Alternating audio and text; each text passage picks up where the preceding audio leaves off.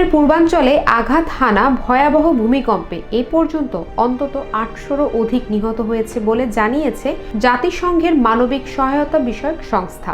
Richter স্কেলে ৬ মাত্রার এই ভূমিকম্পে আহত হয়েছেন অন্তত ২০০০ মানুষ, যাদের মধ্যে এখনও অনেকেই দুর্গম পাহাড়ি এলাকায় আটকে পড়েছেন।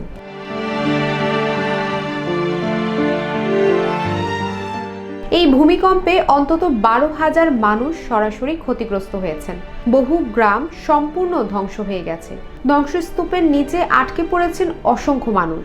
আহতদের মধ্যে রয়েছে অনেক নারী ও শিশু। হেলিকপ্টারের মাধ্যমে দুর্গম এলাকা থেকে উদ্ধার করে হাসপাতালে নেওয়া হচ্ছে আহতদের।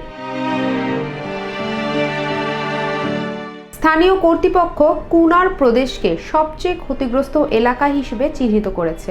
পাশাপাশি ভূমিধসের কারণে সড়কপথ বন্ধ হয়ে যাওয়ায় উদ্ধার কার্যক্রম বাধাগ্রস্ত হচ্ছে। তবে আফগানিস্তানে এত ঘন ঘন ভূমিকম্প হবার মূল কারণ কি? মূলত আফগানিস্তান ভূমিকম্প প্রবণ একটি দেশ, কারণ এটি ভারতীয় ও ইউরেশীয় টেকটনিক প্লেটের সংযোগস্থলে অবস্থিত। এর ফলে আফগানিস্তানে প্রায়ই বড় ধরনের ভূমিকম্প আঘাত হানে।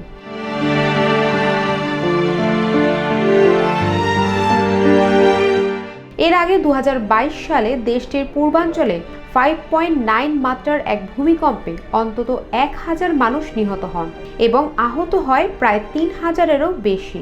গত ২ দশকে সেটি ছিল আফগানিস্তানের সবচেয়ে ভয়াবহ ভূমিকম্পজনিত দুর্যোগ।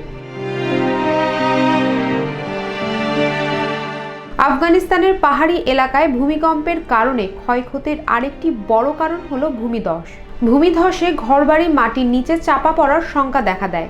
জাতিসংঘের মানবিক সম্পর্কিত সমন্বয়ক কেট ক্যারি বলেন, গত ২৪ থেকে ৪৮ ঘন্টায় ভারী বৃষ্টির কারণে ভূমিকম্পে ক্ষতিগ্রস্ত এলাকাগুলোতে নতুন করে ভূমিধসের আশঙ্কা তৈরি হয়েছে। ফলে দুর্গম এলাকাগুলোতে পৌঁছানো ক্রমশ কঠিন হয়ে পড়ছে।